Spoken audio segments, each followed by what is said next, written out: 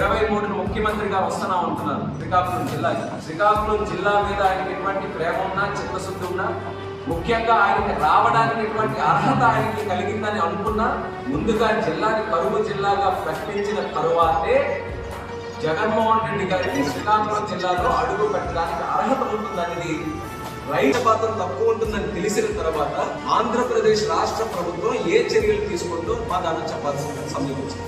శ్రీకాకుళం జిల్లాలో కూడా ఇచ్చాపురం, పలాస నియోజకవర్గంతో పాటు అన్ని నియోజకవర్గాల్లో ఈరోజు కరువు స్పష్టంగా మనకు కనిపిస్తుంది. కానీ ఒక్క మండలం అంటే ఒక్క మండలం ఈరోజు ప్రకటించారు. రైతులు ఆశ్చర్యపోతున్నారు.